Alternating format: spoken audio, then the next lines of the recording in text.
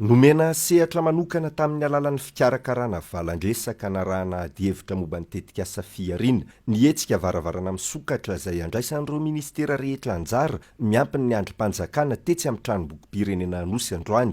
Nameno ny efitrano ireo tanora nandray anjara tamin'izany, ankoatran'ireo izay nanantona manokana ny trano eva izay misy ny tetikasa fiariana. Nandray an-tanana mivantana an'ireo tanora teto ny ekipan'ny fiariana ary nisy ny fisoratana anarana teo ny eo.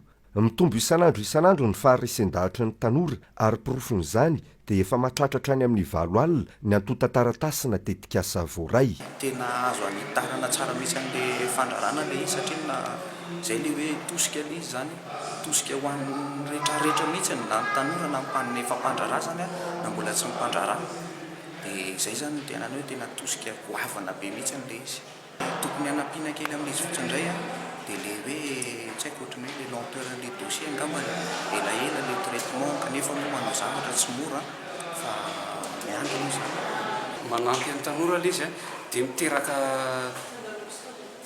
asa ho an'ny tanora namany, miteraka fandoavana hetra vaovao ahafahana mampandroso an'i Madagasikara satria ilaina ny fandoavan-ketra, ilaina mampitombo ny kitapom-bolam-panjakana ahafahantsika mampandroso an'i Madagasikara fa raha tsy izany tsy handrositsika.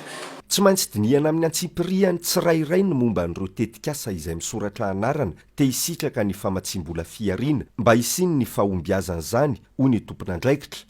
Fanampin'izay dia namoraina ihany koa ny fisoratana anarana amin'ny tetikasa fiariana satria efa azo atao amin'ny alalan'ny internet izany. Ao amin'ny tranokala www.fiarina.com dia efa azo atao ny misoratra anarana amin'ny tetikasa fiariana. Matoa zany le analyse-le dossier somary elaela dia tsy maintsy dinihana tsirairay zany la taratasy ahafahanay mahafantatra hoe mahasoa an'le olona ve le fampidramam-bola sa mamono anazy satria hitantsika fa raha hoe ataontsika maimaika zany le izy ka omentsika fahatany zany le vola dia possible hamono an'le olona dia hifanometsiny amin'izay hoe izy ny tompon'andraikitra tamin'le tsy fiverenan'le vola.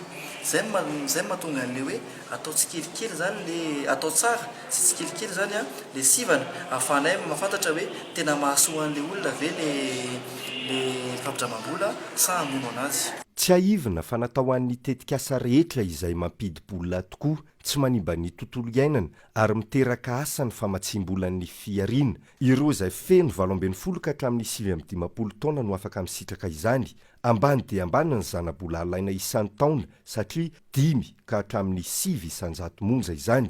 Amin'izao 2 volana latsaka taoriana nanomboana tamin'ny fomba ofisialy ny fanomezana famatsiam-bola izao dia efa manodidina ny 100 no nisitraka izany.